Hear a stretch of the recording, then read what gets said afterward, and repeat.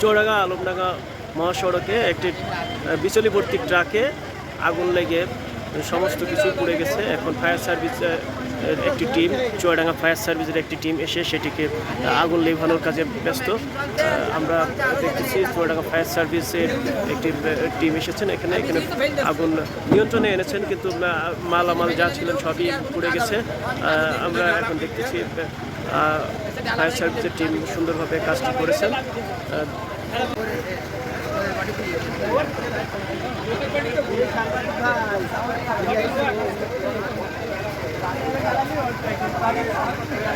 पड़ गया गाड़ी का